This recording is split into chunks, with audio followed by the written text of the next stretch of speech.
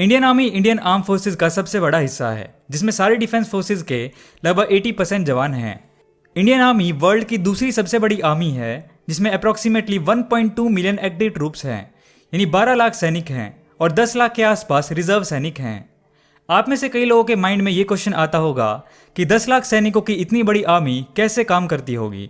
आज हम इसी पे बात करेंगे। तो हेलो गाइज, आप देख रहे हैं बेसिक ज्ञान और आज की इस वीडियो में हम बात करेंगे स्ट्रक्चर ऑफ इंडियन आर्मी के बारे में। स्ट्रक्चर समझने के लिए हम पहले इंडियन आर्मी की रैंक्स और इंसिग्निया के बारे में बात कर लेते हैं। इंडियन आर्मी की रैंक्स को 3 कैटेगरीज में क्लासिफाई किया जा सकता है। कमीशन्ड ऑफिसर्स, जो ऑल इंडिया सर्विसेज जैसे IAS IPS के बराबर होते हैं और ग्रुप ए सर्विसेज ऑफिसर होते हैं। जूनियर कमीशन ऑफिसर्स, जो ग्रुप बी गेजेटेड ऑफिसर्स के बराबर होते हैं। और थर्ड कैटेगरी में आती हैं बाकी बची रैंक्स जैसे नॉन कमीशन ऑफिसर्स और सोल्जर्स। अब हायरार्की वाइज सबसे लोएस्ट से शुरू करके 1 बाय 1 सारी रैंक्स और उनके इंसिग्निया को डिटेल से देखते हैं। सबसे पहले आता है सीपॉय, जिसे हम सिपाही, जवान या सोल्जर भी कहते हैं। इनकी पहचान होती है प्लेन सोल्जर बैज से, मतलब इनके शोल्डर पे कोई भी किसी टाइप की पट्टी या स्टार नहीं होता। इसके बाद फिर नॉन कमीशन ऑफिसर्स में आते हैं लैंस नायक, जिनकी पहचान होती है शोल्डर पे इस टाइप की एक फित्ती से। नेक्स्ट नायक, जिनकी पहचान होती है शोल्डर पे सेम टाइप की 2 फित्तियों से। सिमिलरली नेक्स्ट रैंक हवलदार, जिनके शोल्डर पे हमें सेम टाइप की 3 फित्तियां देखने को मिलती हैं। फिर आती है next category junior commission officers. Junior commission officers category में आने वाली सारी रैंक्स की एक पहचान होती है कि उनके शोल्डर्स पे आपको एक ऐसी फ्लैट स्ट्राइप देखने को मिलेगी। इस कैटेगरी में आते हैं नायब सूबेदार, जिनके इंसिग्निया में हमें शोल्डर्स पे स्ट्राइप के साथ एक 5 पॉइंटर स्टार देखने को मिलेगा। नेक्स्ट सूबेदार, जिनके इंसिग्निया की पहचान है सेम टाइप की स्ट्राइप के साथ 2 5 पॉइंटेड स्टार्स। और नेक्स्ट सूबेदार मेजर, इनके इंसिग्निया में थोड़ा सा चेंज होता है। इनके शोल्डर पे आपको सिमिलर टाइप की स्ट्राइप के साथ नेशनल एम्बलम देखने को मिलेगा। फिर आते हैं कमीशन्ड ऑफिसर्स, जिनमें आते हैं ल्यूटिनेंट। इसे अब लेफ्टिनेंट भी प्रोनाउंस किया जाता है। इसमें कंफ्यूज होने की जरूरत नहीं है। बेसिकली अमेरिकन इंग्लिश में इसे एज ल्यूटिनेंट प्रोनाउंस किया जाता है और ब्रिटिश इंग्लिश में लेफ्टिनेंट। इसलिए सभी कॉमनवेल्थ कंट्रीज में इसे एज लेफ्टिनेंट प्रोनाउंस किया जाता है। And for the same reason India में भी लेफ्टिनेंट ही बोला जाता है। लेफ्टिनेंट को एज YO यंग ऑफिसर्स भी कहा जाता है, बिकॉज NDA और CDS से एग्जाम क्लियर करके IMA और OTA में ट्रेनिंग लेने के बाद कैडेट्स को फर्स्ट रैंक एज लेफ्टिनेंट ही मिलती है। इनकी यूनिफॉर्म पे हमें शोल्डर्स पे 2 5 पॉइंटेड स्टार्स देखने को मिलता है। नेक्स्ट रैंक है कैप्टन। इनकी यूनिफॉर्म में शोल्डर्स पे 3 स्टार्स लगे होते हैं। ये minimum 2 years of service as lieutenant करने के बाद ऑफिसर्स कैप्टन बनते हैं। नेक्स्ट रैंक है मेजर। इनकी यूनिफॉर्म में शोल्डर्स पे अशोक एम्बलम लगा होता है। मिनिमम 6 years की सर्विस एज कमीशन्ड ऑफिसर और पार्ट B एग्जाम क्लियर करने के बाद ऑफिसर्स मेजर बनते हैं। नेक्स्ट रैंक है ल्यूटिनेंट कर्नल। इनकी यूनिफॉर्म में शोल्डर्स पे नेशन एम्बलम के साथ 1 स्टार होता है। Minimum 13 years service as commission officer और पार्ट D एग्जाम क्लियर करने के बाद ऑफिसर्स ल्यूटिनेंट कर्नल बनते हैं। 2011 में इंडिया की क्रिकेट वर्ल्ड कप में जीत के बाद former Indian captain MS Dhoni को भी ऑनरेरी ल्यूटिनेंट कर्नल की ही रैंक दी गई थी। अभी तक जो हमने रैंक्स की बात की वो सब टाइम स्केल रैंक्स हैं, यानी ऑफिसर्स फिक्स टाइम के बाद हायर पोस्ट पे प्रमोट किए ही किए जाते हैं, गिवन कि उन्होंने पार्ट B और पार्ट D एग्जाम क्लियर किए हैं जिन रैंक्स में रिक्वायर्ड हैं। इसके बाद जो हायर रैंक्स आती हैं वो सिलेक्शन ग्रेड में आती हैं, यानी इन पोस्ट पे ऑफिसर्स को सिलेक्ट करके प्रमोट किया जाता है। ये सिलेक्शन मेरिट और ACR के बेस पे होता है। इन रैंक्स की पहचान होती है कि आपको इनकी यूनिफॉर्म में कॉलर्स पे ऐसे क्रिम्सन पैचेस देखने को मिलेंगे।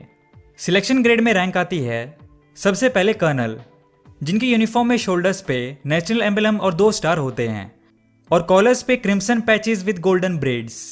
इस रैंक के लिए एलिजिबल होने के लिए ऑफिसर्स को minimum 15 years of service as commission officer complete करनी पड़ती है। सिलेक्शन के थ्रू प्रमोट हुए ऑफिसर्स को बटालियन से यूनिट्स का कमांडर बनाया जाता है। इसे हम CO या कमांडिंग ऑफिसर्स भी कहते हैं। जो ऑफिसर्स किसी वजह से सिलेक्शन के थ्रू प्रमोट नहीं हो पाते, 26 years of service as commission officer के बाद उन्हें भी टाइम स्केल के थ्रू एज कर्नल प्रमोट कर दिया जाता है, लेकिन उन्हें एक बटालियन या यूनिट को कमांड करने का मौका नहीं मिल पाता। नेक्स्ट रैंक है ब्रिगेडियर। इनकी यूनिफॉर्म पे नेशनल एम्बलम के साथ 3 स्टार्स ट्रायंगुलर फॉर्मेशन में लगे होते हैं। ये एक 1 स्टार रैंक होती है, इसलिए यूनिफॉर्म के कॉलर पे क्रिम्सन पैचेस के साथ एक गोल्डन स्टार लगाया जाता है। सिलेक्शन प्रोसेस के थ्रू ब्रिगेडियर रैंक के लिए एलिजिबल होने के लिए ऑफिसर्स को minimum 25 years of service as commission officer complete करनी पड़ती है। नेक्स्ट रैंक है मेजर जनरल। इनकी यूनिफॉर्म में कॉलर्स पे 2 क्रॉस्ड बैटन एंड सैब्रे यानी डंडी और तलवार होती है और उसके ऊपर एक स्टार होता है और दोनों के ऊपर एक पतली सी रेड आउटलाइन भी होती है। मेजर जनरल एक 2 स्टार रैंक है, इसलिए यूनिफॉर्म में कॉलर्स पे क्रिम्सन पैचेस के साथ 2 गोल्डन स्टार लगे होते हैं। सिलेक्शन प्रोसेस के थ्रू मेजर जनरल रैंक के लिए एलिजिबल होने के लिए ऑफिसर्स को minimum 28 year of service as commission officer complete करनी पड़ती है। Next lieutenant general. इनकी यूनिफॉर्म में एक चेंज आता है कि शोल्डर्स पे सेम क्रॉस बैटन और सैब्रे के ऊपर स्टार की जगह नेशनल एम्बलम आ जाता है और कॉलर्स पे 3 गोल्डन स्टार लगे होते हैं। सिलेक्शन प्रोसेस के थ्रू लेफ्टिनेंट जनरल की रैंक के लिए एलिजिबल होने के लिए ऑफिसर्स को minimum 36 year of service as commission officer complete करनी पड़ती है। एंड लास्ट है जनरल। ये इंडियन आर्मी की सबसे ऊंची रैंक होती है। इन्हें कमांडर इन चीफ भी कहा जाता है। इनकी यूनिफॉर्म में शोल्डर्स पे क्रॉस बैटन और स्वॉर्ड, उसके ऊपर नेशनल एम्बलम स्टार लगे होते हैं। इन सभी पे एक पतली रेड कलर की लाइनिंग होती है और कॉलर्स पे क्रिम्सन पैचेस के साथ 4 गोल्डन स्टार लगे होते हैं। ये rank chief of army staff को दी जाती है और ये post cabinet secretary of India के इक्वल होती है, जो आईएएस की हाईएस्ट पोस्ट है। इन सभी ऑफिसर्स की एक और पहचान होती है कि इनकी ऑफिशियल गाड़ी को देखकर आप इनकी रैंक का अंदाजा लगा सकते हैं, क्योंकि जितने स्टार ऑफिसर्स होते हैं उतने ही स्टार उनकी गाड़ी पे भी लगे होते हैं। इन सब के अलावा एक और रैंक होती है जिसे कहते हैं फील्ड मार्शल। ये एक ऑनररी पोस्ट है। इनकी यूनिफॉर्म में शोल्डर्स पे क्रॉस्ड बैटन और स्वॉर्ड फूल माला के साथ लगी होती हैं और उसके ऊपर नेशनल एम्बलम लगा होता है। इनके कॉलर्स पे क्रिम्सन पैचेस के साथ 5 गोल्डन स्टार्स लगे होते हैं। ये पोस्ट उन ऑफिसर्स को दी जाती है जिन्होंने अपनी सर्विस में कुछ एक्सेप्शनल वर्क किया हो। अभी तक ये पोस्ट सिर्फ 2 ऑफिसर्स को ही दी गई है। फर्स्ट सैम मैनेक्शॉ, जिन्हें सैम बहादुर के नाम से भी जाना जाता है। इन्हें 1971 में इंडो पाक वॉर में इनकी लीडरशिप के अंडर इंडियन आर्मी को मिली जीत की वजह से 1973 में फील्ड मार्शल की रैंक दी गई थी। इनके ऊपर आपने सुना होगा कि एक फिल्म भी बनने जा रही है। Second KM Cariappa. इन्हें 1947 में कश्मीर में हुए इंडो पाक कॉन्फ्लिक्ट में अपने एक्सेप्शनल वर्क की वजह से 1986 में फील्ड मार्शल की रैंक दी गई थी। ये सारी इंफॉर्मेशन जानने के बाद आई एम श्योर अब आप कभी भी आर्मी ऑफिसर की यूनिफॉर्म को देखकर तुरंत उनकी रैंक का अंदाजा लगा पाएंगे। रैंक्स के बाद बात करते हैं इंडियन आर्मी के स्ट्रक्चर की। अगर हम ब्रॉडर व्यू में देखें, स्ट्रक्चरली द इंडियन आर्मी में 7 कमांड्स हैं। ये कमांड्स एरिया के अकॉर्डिंग हैं, जो इंडिया के सारे एरियाज को कवर करती हैं। उसके बाद कमांड्स डिवाइड होती हैं कॉर्प्स में। कॉर्प्स में आते हैं कई सारे डिविजन्स और फिर आती हैं ब्रिगेड, और एक ब्रिगेड में आती है कई सारी बटालियन, और हर बटालियन में कई सारी कंपनीज होती हैं और हर कंपनी में प्लाटून्स होती हैं और प्लाटून्स बनती हैं सैनिकों की सबसे छोटी टुकड़ी यानी सेक्शन से। ये होता है बेसिक स्ट्रक्चर हायरार्की वाइज। अब थोड़ा डिटेल में इनके बारे में देखते हैं। Army headquarters. The army headquarters के हेड होते हैं chief of the army staff यानी general. Army headquarters new Delhi में लोकेटेड है। Present chief of army staff general हैं MM नरवाने। फिर army command. Structurally the Indian army में 7 कमांड्स हैं, जिनमें से 6 एरिया स्पेसिफिक ऑपरेशनल कमांड हैं और एक है ट्रेनिंग कमांड। हर एक कमांड को एक general officer commanding in chief head करते हैं, जो एक लेफ्टिनेंट जनरल होते हैं। सभी ऑपरेशनल कमांड्स एरिया स्पेसिफिक होती हैं, जिनकी जिम्मेदारी होती है अपने अपने एरिया को कंट्रोल करना। ये Indian army operational commands and headquarters की पूरी लिस्ट है। आर्मी ट्रेनिंग कमांड शिमला में लोकेटेड है।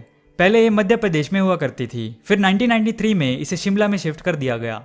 ये सारी कमांड्स डायरेक्टली आर्मी हेडक्वार्टर के अंडर आती हैं। Army corps. एक आर्मी कॉर्प का कमांडर होता है एक general officer commanding in chief, जो होता है एक lieutenant general with 3 star military rank.